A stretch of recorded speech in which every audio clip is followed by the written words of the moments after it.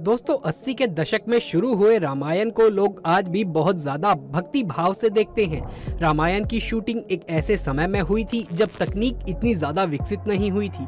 जी हाँ दोस्तों, उस समय ना तो कोई वीएफएक्स और ना ही कोई एडवांस एडिटिंग टेक्नोलॉजी थी। तो दोस्तों आपके भी दिमाग में ये बात जरूर से आई होगी कि 80 के दशक में बिना किसी भी खास तकनीक के रामायण की शूटिंग कैसे हुई होगी और इस शूटिंग में किन किन परेशानियों का उनको सामना करना पड़ा। रामायण के कलाकार बिना किसी सुविधा के शूटिंग कैसे मैनेज करते थे, उस समय रामायण बनाने में कितना खर्च हुआ, कलाकारों को कैसे चुना गया, उस समय वानर सेना और जामवंत जैसे कैरेक्टर्स को कैसे डेवलप किया गया था। दोस्तों आपके सभी सवालों का जवाब आज इसी वीडियो में मिलेगा, लेकिन इसके लिए आपको इस वीडियो को अंत तक जरूर देखना होगा। लेकिन दोस्तों इससे पहले इस वीडियो को शुरू करें, आपसे एक छोटी सी रिक्वेस्ट है कि अगर आप इस चैनल पर पहली बार आए हैं तो इस वीडियो को लाइक करके हमारे चैनल को सब्सक्राइब अवश्य से कर लीजिए। दोस्तों आज से करीब 33 साल पहले रामायण को रामानंद सागर ने बनाया था और उसका जादू आज भी बरकरार है। रामायण को फिल्माने के लिए एक ऐसी जगह की जरूरत थी जहां वन, नदी, मैदान, पहाड़, समुद्र तट ये सब चीजें एक साथ हो ताकि अलग अलग दृश्यों को फिल्माने के लिए ज्यादा दिक्कत ना हो। बहुत सी जगहों की तलाश करने के बाद आखिरकार एक ऐसी जगह मिली जहां इस पवित्र कथा को फिल्माया जा सके और जो थी गुजरात का एक छोटा सा शहर उमरगांव, जो कि रामायण के लिए पर्याप्त स्थान था। इस शहर की आबादी इतनी घनी नहीं थी जिस वजह से यहाँ काम करना मुनासिब हुआ। गुजरात के उमरगांव में रामायण की शूटिंग पूरे 550 दिनों तक चली और इस दौरान कुल 78 एपिसोड्स फिल्माए गए। बताया जाता है कि ज्यादातर कलाकार शूट के दौरान सेट पे ही रुका करते थे। उमरगांव मुंबई से 4 घंटे की दूरी पर स्थित है और यहाँ बहुत से पर्यटन स्थल मौजूद हैं। रावण का किरदार निभाने वाले श्री अरविंद त्रिवेदी जी मुंबई से ट्रेन से उमरगांव शूटिंग के लिए आते थे। दोस्तों शूटिंग के दौरान सभी कलाकारों में इतना ज्यादा मेल जोल बढ़ गया था कि जब रामायण के आखिरी एपिसोड की शूटिंग हुई तो सब भावुक हो गए थे और उन्हें ऐसा लग रहा था जैसे उनकी जिंदगी में से कुछ जुदा हो रहा हो। दोस्तों रामायण के प्रसारण के दौरान सड़कें सूनी हो जाती थी। घर के सभी लोग एक साथ टीवी के सामने बैठकर रामायण देखने लगते थे। बहुत घरों में तो लोग इस दौरान अपने टीवी पर माला भी चढ़ाते थे। श्री राम का किरदार निभाने वाले अरुण गोविल और माता सीता का अभिनय करने वाली दीपिका चिखालिया, इनके अनुसार लोग उन्हें भगवान राम और सीता माता के रूप में ही देखते थे तो लोग उनके पैर भी छूने लगते थे। दोस्तों अगर हम आपको रामायण की शूटिंग के बारे में बताएं तो रामायण में लक्ष्मण का किरदार निभाने वाले सुनील लहरी ने बताया कि रामायण में हनुमान जी को इधर उधर उड़ते हुए बहुत बार देखा होगा, मगर शूटिंग के दौरान असल में वो उड़ नहीं रहे होते थे, वो तो कुर्सी या स्टूल पर बस खड़े कर दिए जाते थे। जी हाँ दोस्तों, सुनील लहरी ने बताया कि हनुमान जी के कंधे पर जब राम और लक्ष्मण को बैठाने वाला सीन शूट किया गया था तो वो उन सभी के लिए बहुत ही मजेदार रहा था और उन्होंने शूटिंग के साथ इसका काफी लुत्फ भी उठाया था। रामायण के इस सीन में देखने को मिलता है कि हनुमान जी श्री राम और लक्ष्मण को अपने कंधे पर बैठाकर वायु मार्ग से लेकर जाते हैं। रामायण का जो ये सीन क्रिएट किया गया है इसके लिए क्रोमा टेक्निक का इस्तेमाल किया गया था। इसके बाद कई स्पेशल इफेक्ट भी इसमें डाले गए थे, तब जाकर वो सीन तैयार हो सका जिसे दर्शकों ने रामायण सीरियल में देखा है। सुनील लहरी के मुताबिक उन्हें ऊंचाई पर दिखाने के लिए 2 स्टूल पर उन्हें खड़ा कर दिया गया था। ब्लू क्रोमा और स्टूल पर भी ब्लू रंग चढ़ाकर इस सीन की शूटिंग की गई थी। हनुमान जी के बड़े बड़े हाथ दिखाने के लिए इसके लिए रैंप तैयार किया गया था। इसी पर चढ़कर श्री राम और लक्ष्मण जी गए थे और हनुमान जी के कंधे पर वो जा बैठे थे। सुनील जी ने बताया कि इस सीन की जो शूटिंग में थे वो काफी हद तक केवल इमेजिनेशन थी। सुनील लहरी और अरुण गोविल को तो कुछ पता ही नहीं चल रहा था कि आखिर हो क्या रहा है। कैमरे के पीछे से जो निर्देश उन्हें दिए जा रहे थे बस वो उन्हें ही फॉलो किए जा रहे थे। जिस वक्त इस सीन की शूटिंग चल रही थी उस वक्त अरुण गोविल और सुनील लहरी को ये सीन बहुत ही अटपटा लग रहा था। हालांकि जब एडिट होकर उनके सामने इसका रिजल्ट आया तो उन्हें ये सीन काफी खूबसूरत लगा और बाद में दर्शकों को भी ये काफी पसंद आया। दोस्तों रामायण की बात करते हुए रामानंद सागर के बेटे प्रेम सागर का कहना है कि जब वो उमरगांव में शो की शूटिंग कर रहे थे तब ना जाने कितने ही लोग भगवान के दर्शन के लिए वहां पहुंच जाते थे। जी हाँ, केवल आम लोग ही नहीं बल्कि कई बार तो वीआईपी लोग भी वहां पहुंच जाते थे और सभी कलाकारों के रहने के लिए, खाने के लिए पूरी व्यवस्था की जाती थी। इसी के साथ ही प्रेम सागर ने ये भी बताया कि शूटिंग करने का कोई समय तय नहीं होता था, यहाँ तक कि शूटिंग सुबह से लेकर आधी रात को 3 बजे तक भी की जाती थी। दोस्तों आपको जानकर हैरानी होगी कि हनुमान बने दारा सिंह जी को आधी रात को मेकअप करवाना पड़ता था और उनका मेकअप करने में करीब 2 से 3 घंटे का समय लग जाता था। इसके अलावा शो में बहुत से जूनियर आर्टिस्ट के भी जरूरत पड़ती थी, तो ऐसे में कई सैनिकों को इकट्ठा करना सच में काफी मुश्किल हो जाता था। बता दें कि इस काम को करने के लिए आसपास के लोगों को गांव में ढोल नगाड़े बजाकर बुलाया जाता था और उनसे ये काम करवा लिया जाता था और उनसे ये भी कहा जाता था कि जो भी काम करेगा उसे फ्री में खाना और 10 रुपए दिए जाएंगे। दोस्तों, रामायण में राम का किरदार निभाकर प्रसिद्ध हुए अरुण गोविल जी जहां भी जाते हैं लोग उनके आगे नतमस्तक हो जाते हैं। इस किरदार में अभिनेता को देखकर ऐसा लगता है कि मानो वो इसी के लिए बने हों। लेकिन बहुत कम लोगों को ये पता होगा कि रामानंद सागर ने पहले इस रोल के लिए इस अभिनेता को रिजेक्ट कर दिया था। इस बारे में अभिनेता अरुण गोविल ने एक शो में खुलासा किया था। इस दौरान उन्होंने रामायण में अपनी कास्टिंग के बारे में ये दिलचस्प किस्सा सुनाया। उन्होंने बताया कि जब उन्हें पता चला कि रामानंद सागर रामायण बना रहे हैं तो वो उनके पास रोल मांगने पहुँच गए। रामानंद सागर के पास जाकर अरुण गोविल ने उनसे कहा कि वो राम का किरदार निभाना चाहते हैं। रामानंद सागर ने उन्हें देखा और कहा कि ठीक है, जब समय आएगा तो उन्हें देखा जाएगा। कुछ समय बाद शो की कास्टिंग के लिए ऑडिशन हुए और उसमें अरुण गोविल जी को भी बुलाया गया, लेकिन शो की टीम को उनका ऑडिशन पसंद नहीं आया, जिसकी वजह से उन्हें रिजेक्ट कर दिया गया। लेकिन फिर एक दिन रामानंद सागर ने अरुण गोविल को फोन कर उनसे मिलने के लिए कहा, जिसके बाद जब अरुण गोविल श्री राम के रोल के लिए अपना लुक टेस्ट देने पहुँचे तो उनकी स्माइल को देखकर उन्हें तुरंत श्री राम का रोल दे दिया गया, क्योंकि उनके मुस्कान में रामानंद सागर को भगवान जैसी सौम्यता नजर आई, जो राम के किरदार के लिए बिल्कुल परफेक्ट थी। दोस्तों, रावण का रोल करके अरविंद त्रिवेदी जी घर घर लोकप्रिय तो हो गए, लेकिन आप ये जानकर हैरान हो जाएंगे कि रामानंद सागर के लिए वो पहली पसंद नहीं थे। अरविंद त्रिवेदी जी मध्य प्रदेश के इंदौर के रहने वाले थे और उन्होंने गुजराती फिल्मों में ज्यादा काम किया था। जब उन्हें पता चला कि रामानंद सागर रामायण बना रहे हैं तो वो गुजरात से मुंबई ऑडिशन के लिए पहुँच गए। उन्होंने तो केवट के रोल के लिए ऑडिशन दिया था। रावण के रोल के लिए सभी चाहते थे कि अमरीश पुरी जी को लिया जाए। अरविंद त्रिवेदी ने केवट के किरदार के लिए ऑडिशन दिया। जब वो बाहर निकले तो उनके बॉडी लैंग्वेज और एटीट्यूड को देखकर रामानंद सागर ने उन्हें रावण का रोल दे दिया। रावण के रोल में ढलने के लिए उन्हें कड़ी मेहनत करनी पड़ी थी। शूटिंग से 5 घंटे पहले वो तैयार होना शुरू कर देते थे। उनकी ज्वेलरी से लेकर कपड़ों का वजन ही कई किलो का होता था। उनका मुकुट ही 10 किलो का हुआ करता था। अरविंद जी खुद भी राम भक्त और शिव भक्त थे। जब वो शूटिंग पर जाते थे तो पूरा दिन व्रत रखते थे। शूटिंग खत्म करने के बाद वो रात में अपना व्रत तोड़ते थे। उन्हें इस बात का बहुत अफसोस होता था कि स्क्रिप्ट की वजह से उन्हें भगवान राम के लिए कड़वे शब्द का प्रयोग करना पड़ रहा है। दोस्तों, सीता के रोल के लिए दीपिका चिखालिया का सिलेक्शन कैसे हुआ था, इस बारे में उन्होंने खुद बताया कि उन दिनों विक्रम बेताल की शूटिंग सागर जी के घर पर ही हुआ करती थी। दीपिका को महारानी का रोल दिया गया था। वो पूरे दिन महारानी के गेटअप में घूमती रहती थी। एक दिन दीपिका ने देखा कि सागर जी के घर बहुत सारे बच्चे आए हुए हैं। उन्हें लगा कि कहीं सागर जी की पत्नी ने घर पर ट्यूशन क्लासेस देना तो नहीं शुरू कर दिया, मगर बाद में किसी ने बताया कि वो बच्चे रामायण टीवी सीरियल के लव कुश के रोल के लिए ऑडिशन देने के लिए आए हैं। इसके बाद रामानंद सागर ने उन्हें सीता का रोल दे दिया। तो दोस्तों, ये थी कहानी दीपिका के सीता बनने की। दोस्तों, 33 साल पहले इस शो का एक एपिसोड बनाने के लिए 9 लाख रुपए की लागत आती थी। हालांकि इस सीरियल ने दूरदर्शन के लिए 23 करोड़ रुपए कमाए थे। रामानंद सागर का शो विक्रम बेताल का एक एपिसोड 1 लाख रुपए में बनता था। साल 1987 में 9 लाख रुपए आज के जमाने की यानी कि 2022 में 1 करोड़ रुपए के बराबर हैं। यानी अगर आज रामायण बनाई जाती तो 1 करोड़ रुपए एक एपिसोड पर खर्च होते। लेकिन जब टीवी पर रामायण शुरू हुई तो दर्शकों ने इसे खूब प्यार दिया। इतना ही नहीं, साल 2003 में लिम्का बुक ऑफ रिकॉर्ड द्वारा साझा किए गए आंकड़ों के मुताबिक इस पौराणिक शो के पहले टेलीकास्ट एपिसोड को 40 मिलियन लोगों ने देखा था।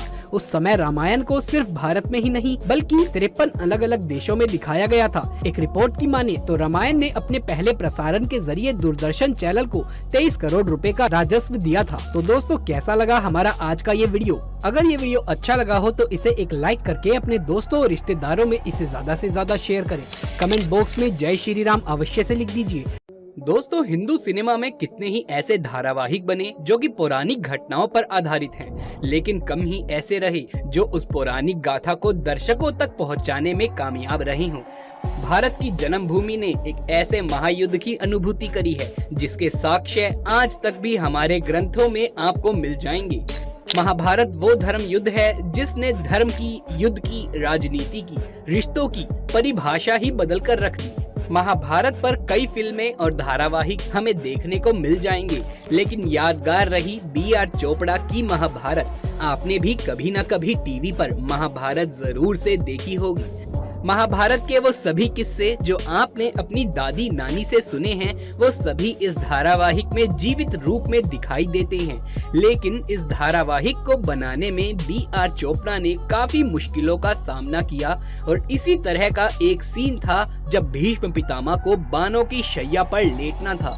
लेकिन दोस्तों, क्या आपको पता है कैसे शूट किया गया था भीष्म पितामह का बाणों की शैया पर लेटने वाला सीन? आज इस वीडियो में हम आपको महाभारत धारावाहिक की शूटिंग से जुड़ी कुछ ऐसी जानकारी देने वाले हैं जिसके बारे में आपने शायद ही पहले कभी सुना हो। वीडियो अंत तक जरूर देखें। वीडियो पसंद आए तो लाइक करें और शेयर करना अपने दोस्तों और रिश्तेदारों में बिल्कुल भी ना भूलें। महाभारत को बनाने का फैसला जब बी.आर. चोपड़ा ने लिया तब वो जानते थे कि जिस तरह का धारावाहिक वो बनाना चाह रहे हैं उसमें बहुत मुश्किलें आने वाली हैं। उस जमाने में एक ऐसे धारावाहिक को बनाना जिसकी रूपरेखा सदियों साल पुरानी थी, वही वातावरण दोबारा से स्थापित करना उस दौर में एक बड़ी चुनौती थी। महाभारत में स्पेशल इफेक्ट के लिए कुछ जगह मैकेनिकल तो कुछ जगह टेक्निकल तरीकों का इस्तेमाल हुआ था। दोस्तों, मैकेनिकल यानी कि बिना टेक्नोलॉजी को इस्तेमाल किए किसी सीन को शूट किया जाए, और टेक्निकल वो जिसमें क्रोमा जैसे इफेक्ट का इस्तेमाल करके सीन फिल्माए जाएं। क्रोमा इफेक्ट में आजकल ग्रीन स्क्रीन का इस्तेमाल किया जाता है, जो कि आजकल आम बात है। जैसे जैसे टेक्नोलॉजी आगे बढ़ी, सबके लिए क्रोमा आसान हो गया। ग्रीन स्क्रीन इफेक्ट अब कोई भी इस्तेमाल कर सकता है। लेकिन जिस समय महाभारत रामायण जैसे धारावाहिकों की शूटिंग होती थी और उस समय टेक्नोलॉजी इतनी एडवांस नहीं थी और महंगी भी बहुत हुआ करती थी, उस समय एक मशीन का इस्तेमाल होता था जो एक सेलेक्टेड कलर को वीडियो से हटा देती थी। उस समय ग्रीन कलर का इस्तेमाल ना करके ब्लू कलर का इस्तेमाल होता था, लेकिन इसमें बड़ा खर्चा और ऊपर से बड़ा टीम वर्क चाहिए होता था। महाभारत के कई सीन्स ऐसे हैं जो काफी जीवित लगते हैं। दर्शकों को जोड़कर रखने के लिए बी.आर. चोपड़ा चाहते थे कि हर एक सीन परफेक्शन से शूट किया जाए। इसके लिए बी.आर. चोपड़ा ने छोटी से छोटी चीज पर काफी काम किया। दर्शकों को महाभारत देखकर ये अनुभूति हो गई थी कि वो उस जमाने में पहुंच गए थे जब महाभारत सच्ची में हुई थी। महाभारत के किसी भी एक सीन को उठाकर आप देखेंगे तो जानेंगे कि हर एक दृश्य सच्चाई दर्शाता है। महाभारत की सफलता सबने देखी, लेकिन उस सफलता के पीछे की चुनौती भरी कहानी किसी को भी नहीं पता। महाभारत को सफल बनाने में बी.आर. चोपड़ा और धारावाहिक के एक एक किरदार ने, एक एक एक्टर ने बहुत बड़ा योगदान दिया था। अब हम आपको बताने जा रहे हैं महाभारत के एक एक सीन की शूटिंग कैसे की गई थी। महाभारत का एक दृश्य है जब दुर्योधन सम्राट युधिष्ठिर के राजमहल इंद्रप्रस्थ जाते हैं तो उन्हें वहां मायावी महल दिखता है। उस मायावी महल में वो अदृश्य दीवार से टकरा जाते हैं। यहाँ पर जिस अदृश्य दीवार से दुर्योधन टकराए हैं वो क्रोमा का इस्तेमाल करके तैयार की गई थी। इसके बाद एक दृश्य में दुर्योधन अदृश्य पानी में गिर जाते हैं। इस जगह पर क्रोमा का इस्तेमाल नहीं किया गया था, इसमें मैकेनिकल इफेक्ट का इस्तेमाल हुआ था।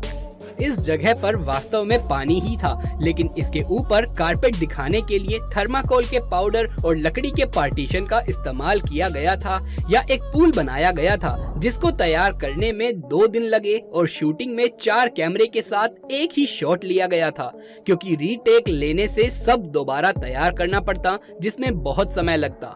उसके बाद महाभारत युद्ध के पहले जब श्री कृष्ण ने विराट रूप दिखाया, उस दृश्य में क्रोमा का इस्तेमाल किया गया था। उस दृश्य में श्री कृष्ण को अर्जुन से कद में बड़ा दिखाना था। श्री कृष्ण के पीछे अलग अलग चेहरे दिखाने थे। साथ ही साथ एक मुख में प्राणियों का जाना और दूसरे मुख से प्राणियों का वापस आना, प्रकाश, जल, अग्नि, हर इफेक्ट के ऊपर बहुत सावधानी से काम किया गया था। यहाँ भी 2 कैमरों का इस्तेमाल करके 2 दृश्यों को एक साथ जोड़ा गया था। एक दृश्य में रथ पर अकेले अर्जुन थे तो वहीं दूसरे दृश्य में श्री कृष्ण थे, जिन्हें बड़ा करके दिखाया गया था। एक दृश्य और है जिसमें भीष्म पितामह को बाण लगते हैं और वो बाणों की शैया पर लेट जाते हैं। इस दृश्य में मैकेनिकल इफेक्ट का इस्तेमाल किया गया था। तीर लगते समय भीष्म पितामह का किरदार निभाने वाले अभिनेता मुकेश खन्ना जी को आते हुए तीर को अपने हाथों से तेजी से पकड़ना था। ये तीर पतले तार से खींचे जाते थे और तेजी से हाथ से इन्हें पकड़ना होता था। इसके बाद जब तीर शरीर के आर पार दिखाए गए तब हाथ और पैरों में कपड़े के अंदर लोहे की प्लेटों का इस्तेमाल किया गया, जिसमें एक प्लेट में तीर का आधा हिस्सा और दूसरी प्लेट में तीर का बाकी का आधा हिस्सा। इसी टेक्निक का इस्तेमाल बाणों की शैया पर भी किया गया था। इसके बाद द्रौपदी के चीरहरण का एक दृश्य है। इसमें द्रौपदी यानी कि रूपा गांगुली जी ने 5 मीटर की साड़ी पहनी थी। जब इस साड़ी को खींचना था तो 250 मीटर की एक और साड़ी तैयार की गई।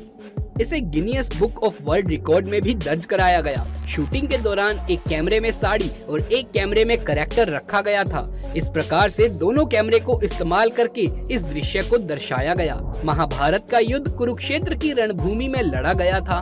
महाभारत का ये युद्ध 18 दिनों तक चला था। इस युद्ध में पांडवों ने कौरवों पर विजय हासिल की थी। लेकिन क्या आप जानते हैं कि शो के वॉर सीन की शूटिंग कहाँ हुई थी?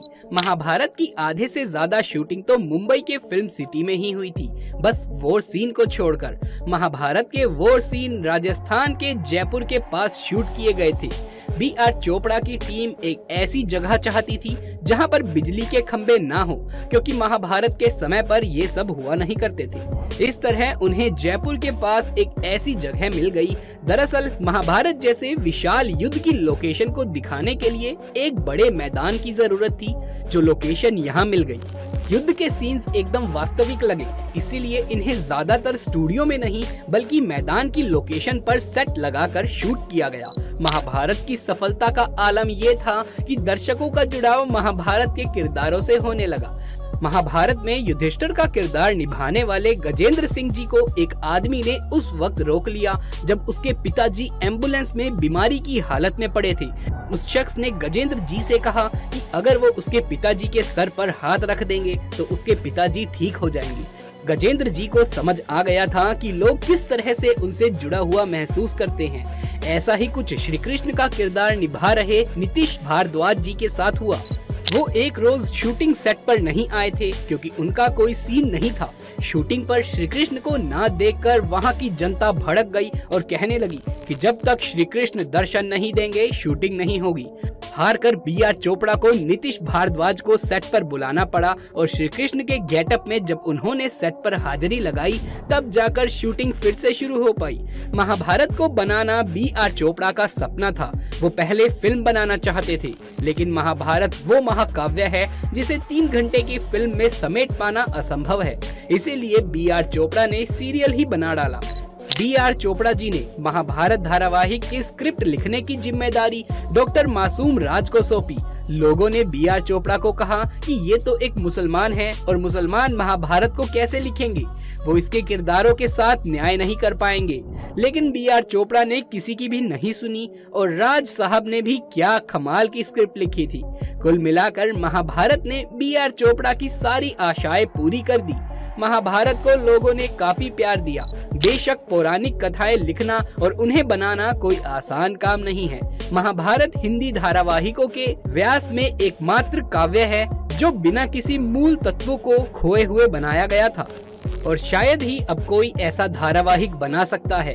आपको महाभारत के कौन कौन से किरदार सबसे पसंद हैं, हमें कमेंट बॉक्स में लिख करके जरूर से बताएं। साथ ही कमेंट बॉक्स में जय श्री कृष्ण लिखना बिल्कुल भी ना भूलें। ये वीडियो पसंद आया हो तो इसे एक लाइक करके अपने दोस्तों और रिश्तेदारों में ज्यादा से ज्यादा शेयर कर दें। आगे भी ऐसे वीडियोस देखते रहने के लिए चैनल को सब्सक्राइब करके पास वाले बेल आइकन को भी दबा लीजिए। जल्द मुलाकात होगी आपसे किसी अगली वीडियो में, तब तक के लिए आप सभी का धन्यवाद।